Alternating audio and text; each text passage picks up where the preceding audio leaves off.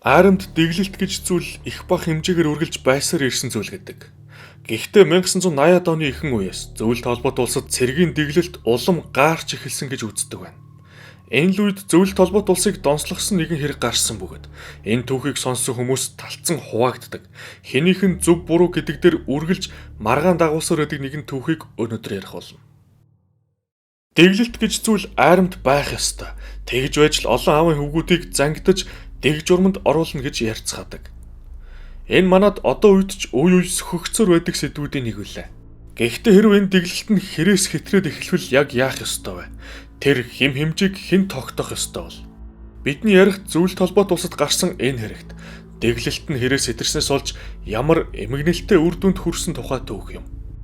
1987 оны 2 дугаар сарын 24-ний шөнө Ленинград хотын Московский галт тэрэгний буудлын дээр 934 дугаартай ачааны галт тэрэгний цуваа Новосибирск хотоос ирсэн байна. Энэ цувааны нэг галт тэрэг хоригдлуудыг зөөвөрлөх зорилттой тусгаалan тоноглогдсон галт тэрэг байсан юм. Хоригдлуудыг Ленинградаас ачиж аваад Урал болон Сибирт байх хориг ангиудад нь хүлээлгэж өгөөд хоосон буцаа ирсэн нь энэ байлаа. Хоригдл зөөх галт тэргэнд харгалзагчийн өргөдтэй дотоодын цэргийн 8 алба хаагчид хамт явсан ба тэд үүргээ амжилттай биелүүлчихэд ангидаа буцан ирж байх ёстой байсан юм. Тэд ахлагч Пилипенкогийн удирдлага дор үүрэг гүйцэтгэж ирсэн бөгөөд ахлагч төрөвч Слесарев, баг төрөвч Никифоров, байлдагчид болох Сафаров, Соколоускас, Демичев, Маджунов болон тогооч Гатаулин нарын бүрэлдэхүүнтэй байж цэргүүдээс гадна нэг проводник Михаил Дашкиев мөн байсан гэдэг. Галт тэрэг инхүү Ленинград хотод ирж зогсох үед сая дурдсан тусгай галт тэрэгнээс ямар ч хүн бууж ирсэнгүй. Төд удалгүй галт тэрэг дээр ирсэн хүмүүс нэгэн хачиртай зүйл анзаарсан. Галт тэрэг даяар гэрэл насаалттай мөн нэг цонх нь хагархаа байлаа. Тусгай галт тэрэг рүү орсон офицер купенд гүн орж ирэхэд тэнд бөөн цогц цусанд будагдсан байгаа аимшигт дүр зураг угтсан юм. Тусгай галт тэрэгний харгалзагчид байрладаг купенд 7 хүний цогц байсан нь Слесарев, Никифоров, Сафоров, Демичев, Маджунов, Гатаулин болон проводник залуу Дашкиев нарын цогц байв. Харин ахлагч Пилипенкогийн цогц бусдаасаа тусдаа галт тогооны купенд хэвтэж байлаа. Алуулсан 8 хүн бүгд галт зэвсгээр буудулсан нь төд удалгүй тодорхой болов. Цогц донд байлдагч Артураас Соколоускасын цогц байсангүй. Мөн ахлагчийн сейфэнд байх ёстой Макаров маркийн 8 гар бууны 5 запас магазины хамт байхгүй байлаа. Цагийн дараа гэхэд галт тэрэгний буудлын дээр Ленинградын цэргийн гарнизоны прокурор мөрдөн шалгах хилцээний дарга Леонид Болохов гэгч ирсэн юм. Тэр хэргийн газартай биечлэн танилцаад байлдагч Соколоускас л цэргүүдийг буудаж алаад галт тэрэгнээс зугтаасан байна гэсэн хувилбар дэвшүүлсэн гэдэг. Гэхдээ яагаад байлдагч хамт алба хаагч нараа буудаж алсан бэ? Байлдагч сэтгцийн өвчтөй байсан уу эсвэл дэглэлтээс болсон уу? Дэглэлтээс болсон бол яагаад проводник залууг бас алсан байх уу гэх мэт асуултууд үүсэж байлаа. Одоо харин сэжигтэн Соколоускас гэж хэн байсан талаар ярилццгаая. Артураас Соколоускас 1968 онд Литвийн зөвлөлт холбоот улсын Вильнюс хотод төрсөн байна. Эцэг Адольф нь токарчин байсан бол ээж Ольга нь төр захиргааны байгууллагад дунд шатны удирдлагад алба хашдаг нэгэн байлаа. Артураас 8 дугаар ангиа төгсөөд барилгын техникумд илсэн бөгөөд хамт олон нь түүнийг тайван даруй төлөв нэгэн байсан гэж хэрэг гарсны дараа сэтгүүлчдэд тодорхойлсон байдаг. Гэрийнхэн ойр тойрных нь бас түүнийг огт айдасгүй шудраг залуу байсан. Хүмүүс мууталцаж зодтолж байхад шууд ороод бүгдийг нь салгаж тайвшруулдаг байсан гэж онцолжээ. 1986 онд техникумээ төгсөөд тэр оныхоо 6 дугаар сард цэргийн албанд явсан байна. Артураас зөвлөлт холбоот улсын дотоодын цэргийн ангид алба хаагаар хуваарлагдсан нь Ленинград дахь анги байсан бөгөөд зөвлөлт холбоот улс даяар байх хоригдлуудыг зөөвөрлөхөд харгалзах үүрэгтэй анги байлаа. Цэрэгт ирээд Соколоускас бүхий л шин цэргүүдийн адил эхнийхээ өдрөөс л дэглэлтэд өртсөн юм. Тэнд цэргүүдийг зодох, толгоогоор нь жорлонт дүрэх, шөнө 4-өөс илүү цаг унтуулахгүй байх зэрэг дэглэлтүүдээс гадна толгой дээр нь халамшил асгах, хоолнд нь элс хийх зэргээр өлсгөж дэглэдэг байв. Тэр үед олон шин цэргүүд зөвхөн халуудынхаа зодуураас болж хүнд гэмтэл авцгааж ангийн эмнэлэгт хүргэгдэж байсан ч энэ талаар дээшээ ямар ч мэдээлэл явдаггүй, хав дараад өнгөрдөг байж.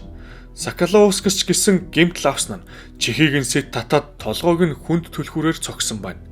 Гэмтэл авсныхаа дараа Артураас дэглэлтээс нь залхаж арай гайгүй гэж сураг дууснараа барилгын цэрэгт шилжих хүсэлтэд дээшээ өгсөн юм. Гэхдээ тэр шалтгаанаа дурдаагүй байсанд түүнд энэ хүсэлтэд нь татгалцсан гэх мэдээлэл байдаг бол бас арай өөр мэдээлэл байдаг нь 1987 оны 3 дугаар сард шилжүүлэхээр болсон ч гэдэг. Үүний хэрэгтэй ямар ч шийдвэр гарсан байсан Артураас дэглэлтэд цаашаа төвчгээс өөр сонголт үгүй нь ойлгомжтой.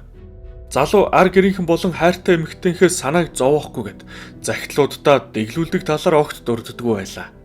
Тэр дэглэдэг хүмүүсийнхээ өөдөөс эсэргүүцдэггүй байсан ч хожим энэ талаараа харамссан гэдэг. Ер нь Соколовскисийг зөвхөн онцолж дээрлэгдэг дэглэдэг 6 цэрэг байсан бөгөөд тэдний дундаас Азербайджан гаралтай Узбекистанд амьдардаг байлдагч Маджунугигч онцгой ихээр үзэн яддаг байсан юм. 1987 оны 2 дугаар сарын ихэр Кристи шоронгоос Сибирь рүү 150 хоригдол шилжүүлэх багт байлдагч Соколовскис хуваарлагдсанаар энэ бичлэгийн гол үйл явдлууд эхлэх болно. Тэд 934 дугаар тусгай галт тэрэгний цуванд хоригдлуудыг харгалзан Ленинград, Свердловск, Новосибирск гэсэн маршрутаар явах ёстой байлаа. Энэ 2-7 хоногийн даалгавар нь амар зүйл биш гэдгийг Артураас хамт явах цэргүүдийнхээ нэрсийг мэдсэн даруйдаа ойлгосон гэдэг. Түүний аз хайж залуу өөрийг нь байнга дээрлэгдэг 6 цэрэгтэй явахаар болсон байна.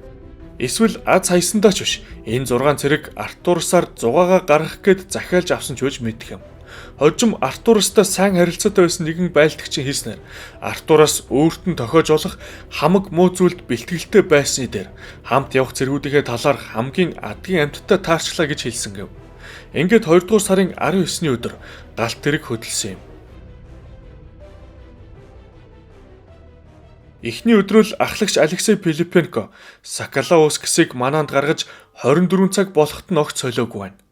Тогооч Алишер Гатаулан энэ хооронд нь нэг удаа хоол өгсөн ч тэр нь эдхийн аргагүй их давстай байсанд Артураас давс нь их байна идэх боломжгүй байна гэхэд Гатаулан дараагийн удаа илс хийгээд өгнө гэжээ.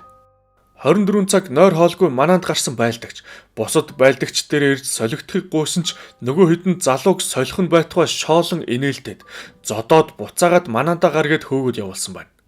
Артураас ахин нэг өдөр нойргүй тэсэд үүнээс цааш тисгүй болох үедээ газар шинэлээ дэвсэд унтаад өгчээ. Манаан дээр унтаж байсан Артураас хөл нь маш их өвдөөд сэрсэн нь цэргүүд түүнийг унтаж байгааг хараад ундаг дугуй хийж өгснөөс болж сэрсэн байна. Ундаг дугуй хийх гэдэг нь унтаж буй цэргийн гутлыг нь тайлаад хөлийнх нь хуруунуудын завсар сонингийн цааснууд хавчуулаад шатаах үйлдэл юм. Хөлөнд нь сонин шатаад ирэх үед унтаж байсан хүн сандарч хөлөө тийчлэгийг нь ундаг дугуй унуулах гэж нэрлэдэг байна. Сандарч босч ирээд хөлөндөх галаа унтрааж байгаа залуугийн байдал цэргүүдийг болон проводник Дашкивийг маш ихээр баясгасан гэдэг. Манай дээр унтаж байсан байлдагчийг ийм өвөрмөц аргаар сэрээгээд үүрэг үүсгэж байх үедээ ахин сонор сэрэмжээ алдаж болохгүй шүү гэж сануулад сайн гэгчин зодож аваад өөртөө купе рүүгээ явцгаав. Хожим тэр үед нь явж байсан хоригдлуудын хэлснээр зодуулсныхаа дараа ганцаараа манаанд үлдэхдээ Соколовскис уйлсан гэв. Хэдий тэнд архаг хүнд гэмт хэрэгтнүүд явж байсан ч тэд хүртэл залууг өрөвдөж муусан юмнуудад хариуг нь өгөөч гэцгэж байсан бол зарим нь залууг аргацсан байна. Хоригдлууд шоронтч нэгэндээ ингэж хандаж байгааг хараагүй. Артураас гэдэг зэрэгтээ тэд яг л нохоо шиг шүгэлтэн дуудаж, юм л бол дээрлэхэн зодож байсан гэцгээжээ. Ийм маягаар 7 хоног өнгөрч хоригдлуудыг хөргөж өгөөд хоосон галт тэрэг буцаад явсан юм. Үүгээр хэдий тэдний ажил үүрэг дууссан ч Артурасын зовлон дөнгөж эхэлж байсан болж таарлаа. Цэргүүд залууд хамаг бохир ажиллаа өгч байнга зодож элдвэр дээрлэхсээр байв. 1987 оны 2 дугаар сарын 23-ны өдөр буюу зөвлөлтийн цэргийн баяр таарч Соколовскис өглөөнөөс ахуулаад хамаг үүрэг даалгавруудыг нь гүйцэтгэжгээд жаахан унтахаар болжээ. Залуу унтаад удаагүй байхад нь 15 цагийн үед гэнэт өшөглүүлэн сэрэхэд түүний дээр байлдагч Маджунов болон Никифоров нар зогсож байв. Тэд залууг шууд дагаад яв гэд жорлонд аваачиж муу цэвэрлсэн байна гэж загнаж учир байдлыг нь тайлбарлах үед нь огт хүлээж аваагүй дээр доромжилж зодохоор энэ удаа тэдний үйлдэл хязгаарлагдсангүй. Зодож айлгаж байгаад тэд залууг өмдөө өвдөх хүртлээр шувтал гэж тушаасан байна. Байлдагч Маджунов энэ үед Артурусыг боож байгаад доош нь тонгоолоход Никифоров хүчнтэх гэж оролцсон ч Артурусын аз болж Никифоровт энэ нь бүтээгүй гэжээ. Боолгуулсаар байгаад Артураас ухаан алдах үед тэд хөлийнх нь улыг шүдэнцээр түлж сэрээгээд энэ удаа болоогүй ч удахгүй бид бүгд чамайг хүчнтэх болно гэж хэлээд яваад өгөв. Цэргүүд түүнийг зүгээр айлгсан. Үнэн дээр тэд Соколовскисийг хүчнтэх гээгүй ч Артураас итгэж өрсөх талаар ботсон байх гэдэг таамаглал байдаг. Артураас босч ирээд Ахмадын купений хажуугаар явхдаа Ахмад нь зэвсэг хадгалж байдаг сейфээ цоошлоогүй үлдээгээд өөрөө унтаж байгааг харсан юм. Тэр сэмхэн сейфнээс нь 2 Макаров буу аваад жорлонд орж буунуудаа цэнгэлсэн байна. Жорлонгоос гарч ирээд Ахмад Пилипенкогийн купенд иргэн ирээд унтаж буу Ахмадынхаа толгой дээр дэр тавьж байгаад буутсан юм. Ингээд дараагийн купе болох цэргүүд хүзэр тоглож байсан купенд Артураас орж ирээд яах ийхийн зургүй 2 гартаа барьсан гар буунуудаараа тэдэн лүү буудаж гарчээ. Тэр буунуудынхаа сумыг дуустал буутсан юм. Өөрийг нь хүчнтэх гэж байсан Никифоров, Мажунов хоёр тэр даруй толгойдоо сум авч газар дээрээ өгцгээсэн бол бусд нь шарх аваад үхээгүйч үхсэн дөр үзүүлээд чимээгүй хэвтцгээсэн байна. Сум нь дуусах үед Артураас ахин ахлагчийнхаа купенд очоод нэг гар буу нэмж аваад нэгийг нь цэнэглээд эргээд ирэхэд амьд байсан хэдэн купегээ амжиж дотроос нь чойжилсан байв. Буудлага болох үед проводник Дашкиев цэргүүдтэй купенд нь хүзэр тоглож байгаад шархагдсан юм. Эргээд ирэхэд нь купегээ дотроос нь цоojилсан байгааг мэдсэн Артураас хаалгыг нээх гэж байх үедээ хойноо чимээ сонсоод эргээд харахад унтаж байгаад толгойдоо буудулсан Ахмад Пилипенко зогсож байгааг харав. Түүнийг буутахад сум нь гавлын ясыг нь цөмөлсөнч тархинд нь хөрөлгүй өнгөрсөн болж таарсан юм. Ахмад буу барьсан байлдагчийг хараад галтгооны купений зүгт гүйсэнч араасаа нэмж 2 удаа буудулсан юм.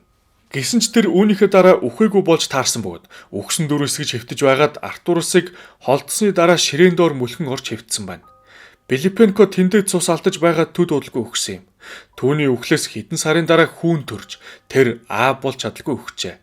Пилипенког алж байх зур Слесарев, Сафонов хоёр дотроосоо чойжсэн купенийхээ ачааны хэсэг рүү авирсан бөгөөд тэнд гарч чадвал амьд гарна гэж бодсон ч Артураас чимээгээр нь юу болоод байгааг ойлгож купений дээшээ нефт буудаж тэднийг онсон юм. Артураас нефт буудаж байсан ч сум бүр нь оновчтой тусаж Слесарев, Сафонов хоёрыг алсан байна. Дараагаар нь тэр купений хаалга руу нефт буудаж шархацсан ч амьд байсан проводник залууг оноод төд удалгүй хаалгыг нээж байгаад гүйцээгээд алсан юм. Тэр амьд хүн үлдээхгүй гэж цогцоод руу нэмж буудаад хядлахаа дуусгажээ. Проводник залуугийн бууганаас цагийг нь тайлаад Ахмадын купенд ирж өөрийнхөө хувцаа тайлж Ахмадын илүү хувцсыг нь өмсөд түүний мөнгөтэй цүнхийг нь аваад дотор нь 5 гар буу хийв. Тэр ахиж буутах гэж буунууд аваагүй. Хоол хүнсгээд хэрэгтэй юмар солих, зарах гэж авсан байна. Ингээд Артураас галт тэргийг зогсохыг хүлээж байгаад Ленинград хотоос 300 орчим километрийн зайтай байх Бабаев хотын станц дээр зогсох үед галт тэрнээс буугаад яваад өгчээ. Бабаевд ирээд галт тэрнээсээ хоцорсон цэрэг байна гэж өөрийгөө танилцуулаад нэг айлд хоног төөрүүлэхээр тохирсон байна. Энэ үед нь галт тэрэг шөнийн 1 цагийн үед Ленинградад ирж хэрэг явдал мандлаа. Галт тэргийг тосож байсан хүмүүст тусгай богоноос ямар ч чимээ гарахгүй амьд амтанч үзэгдэхгүй байгаа нь хамгийн эхлээд анхаарлыг нь татсан байна. Өмнө дурдсанчлан цогцнуудын дунд Артурасын хэл байгаагүйд хууль хүчнийхэн сэжигтнийг тогтооход амархан байсан гэдэг. Анги дээр нь юу болсон талаар сонссон байлдагчид эхлээд томоотой даруухан залуу ийм зүйл хийсэн гэж итгэхгүй байсан гэв. Энэ талаар сонсон зарим цэргүүд өөрсдөө Артурасыг олж ална гэсгэж байсан ч өнөөх нь баахан буутаа зүгтаасан гэдгийг сонсоод төд удалгүй энэ бодлоо орхицгоосон байна. Байлдагч Соколовскаас нийт 46 удаа буудаж 33 нь байндаа туссан буюу хохирогчдоо онсон мэргэжлүүд тогтов. Төд удалгүй түүний буусан станцч тодорхой болж хоног төөрүүлдэг айлыг нь ч олж тогтоолоо. Гэхдээ хууль хүчнийхнийг очиход Соколовскаас аль хэдийн тэндээсээ алга болсон байв. 24-ний өглөө тэр хонсон айлаасаа явсан ч дараагаар нь тэр айлынхаа эзэдийн хувцснаас нь хулгайлаад явсанг олж мэдсэн байна. Залуу зүсээ хувиргаж жирийн хувцс өмснө нь күүртэг өстэй малгай мөн өмд өмсчээ. Эндээсээ тэр хайцныг тогтоож чадаагүйч хэд хоногийн дараа ээж авдаа явуулсан ил захидлаас нь түүнийг Ленинград хотод ирсэн олж мэдсэн байна. Цагдаа сэргийлгийнхэн энэ үед хотын галтрын буудлал онгоцны буудлууд дээр эргүүл гаргаж билетийн касс болгонд орогдол цэргийн зургийг тараалаа. Артураас галт тэрэгний вокзал дээр хэсэг ажиглалт хийгээд өөрийгөө хотоос гарах ямар ч боломжгүй болсноо ойлгосон юм. Тэр эхлээд нутагтаа Литвтээ очоод эмээгийнхээ гэрт нуугдах төлөвлөгөөтэй байсан ч Ленинградаас гарч чадахгүйгээ ойлгоод орхигдсон сүмийн байшинд нуугдахаас өөр замгүй болов. Шөнө дулаахан орчнуудад хоног төөрүүлж өдөр нь сүмийнхээ байшинд нуугдж байсан гэжээ. Хэсэг хугацаанд тэр хотоор чөлөөтэй явж кино театрт киноч үзээд авсан байна. Энэ үед нь Ленинградын цагдаа сэргийлгийнхэн олон нийтэд хандвал амархан барина гэж үзээд мэдээллийн хэрэгслүүдээр алууршны талаар засаж эхлэв. Энэ ажил нь ч үр дүнд хүрч 2 дугаар сарын 28-ны өдөр нэгэн эмэгтэй цагдаад Артурасыг харлаа гэж мэдээлэл өгсөн юм. Эмэгтэй 46 дугаар автобусанд явж байгаад эрен сурвалжлагтаад байгаа цэрэгтэй төстэй залууг харсан гэж мэдээллэв. Эмэгтэй түүнийг анзаарсан даруйдаа автобуснаас бууж цагдаад залган хэлсэн тул цагдаа нар автобусанд байхад нь барихаар шуурхаа хөдөлсөн гэдэг. Тэд автобусыг 20 минут орчим машинаар дагаж байгаад ихэнх зорчигчд нь буусан үед нь автобусанд суух залуу дээр очиход тэр нь Соколовскс мөн байсан бөгөөд ямар ч эсэргүүцэлгүй тайван баригдаж буунуудтай цөнхөө өгсөн юм.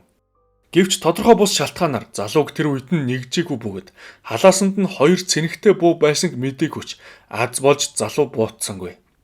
Тэр хилтсдэр ирээд үлдсэн эд зүйлийнхээ хамт 2 гар бууга гаргаж өгсөн юм. Байлдагч баригдтал энэ 5 өдөрт тэдний тээвэрлэж явсан хоригдлуудаас ч цагдаа нар мэдээлэл авч залууг бусд нь байнга дээрлэхэж зодож байсныг мэдчихсэн байсан гэв. Одоо хохирогчд болцоход байгаа цэргүүд буюу дээрлэхдэг цэргүүдийн үйллүүд гэмт хэргийн шинжтэй гэж тогтоосон бөгөөд хэрэг ийм байдлаар төгсөөгүй бол цэргүүдэд эрүүгийн хэрэг үүсгэхээр хэмжээний үйллүүд гаргасан байсан гэж цагдаа нар мэдгдсэн байна. Хэргийн талаар зөвлөлт холбоот улс даяар ээлж болж тарах үед залуугийн төрсэн хотын иргэд болох Вильнюс хотын иргэд жагсаал хийж залууг өөрийгөө хамгаалж аргагүй эрхэнд л ийм гэмт хэрэг үйлчлэе гэж хамгаалж эхэлсэн юм. Мэдээж алуусан цэргүүдийн ар гэр хамаатан садан болохоор хорхоод чоргүй даруухан залуусыг нэгмүү сул дорой цэрэг бараг атаархаад алчглаа. Цуурл алуурчин гэх мэтэр мэдэгдэж байв.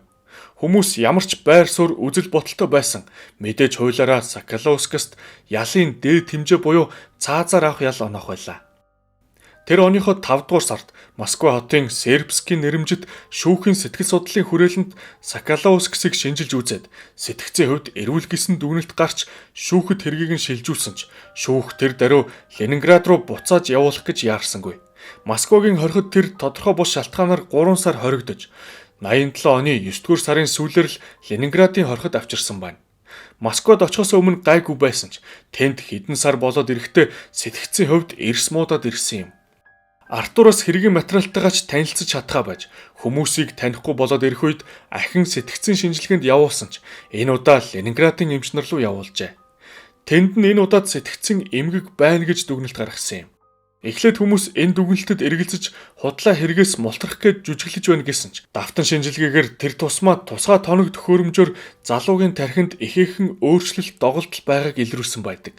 Үйлчлүүлэгч нь гэнэт хэвийн биш болсонд түүний өмгөөлөгчд Москвад хоригдож байхдаа залуугийн сэтгцэд нөлөөлөх бодисууд өгч хорлсон байна гэж таамаглацгааж байлаа.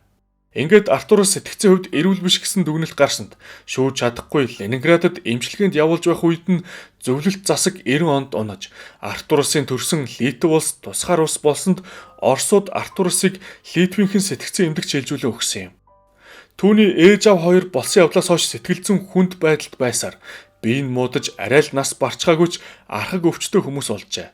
Хохирогчдын ар гэрийнхэн ч галт тэргийн тулсан явдлаас болж зовцгоосон нь ойлгомжтой. Сафаровын өвөө хэргийн талаар дуулаад биеийн муудаж нас барсан бол Слесаровын ээж амиа эвгүйтгэх орлого хийсэн. Харин байлдагч Мажжуновын ээж өрөөл татамхай болж ааванч гэсэн хүн дээр өвдсөн юм. Харин Соколовскс эмнэлэгт байхдаа хүмүүст өөрийгөө харь гаригийнхны туршилтын туулаа болсон гэж яриад дараа нь Оросын КГБ-ийнхэн өөр дөр нь туршилт хийсэн ч гэж байлаа. Зарим их сурвалжуудад Артуросын болон хохирогчдын алба хааж байсан ангийн удирдлагуудад ямар ч арга хэмжээ аваагүй. Хэдхэн хүнийг өөр анги руу шилжүүлсэн болоод өнгөрсөн гэдэг бол зарим их сурвалжуудад хэд хэдэн захирагч алба хаагчдыг халсан гэдэг мэдээлэл бий. Артуросын хувь заяаныч талаар яг таг мэдээлэл байдаггүй бөгөөд Литвийн нэгэн сонинд орцсноор Артуроос нутагтаа эмчлүүлж байгаад 1991 онд эмнэлгээс гарч Литв улсдаа үнэнч байхад тангараглаж цэрэгт илсээд тэр оныхоо 8 дугаар сард засгийн газрын ордноо хамгаалж байгаад үүмэнээр алагдсан гэсэн ч хожим энэ зураг ил болсон нь хамаагүй хөгшөрсөн Артуросын зурагч гэдэг байна. 91 онд тэр үгсэн гэдэг хувилбарт хүмүүс итгэдэггүй нь сонинд худлаа мэдээлэл цацуулж Артуросыг хохирогчдын ар гэрийнхний хувийн өшөө авалтаас хамгаалж байгаа гэдэгт итгэдэг. Бас нэг хувилбар байдаг нь Соколовскс 1995 онд идэгрээд эмнэлгээс гарч одоо болтол амьд мэнд эхнэр хүүхэдтэй болоод нууцлагдмал амар жимэр амьдарч байгаа гэжээ. Тэр сэтгүүлчд болон хүмүүст мэдээлэл өгдөггүй нээр одоо болтол өөрийгөө нууц туршилтын хохирогч болж ийм хэрэг үйлдсэн гэж итгэдэг их яриач бий.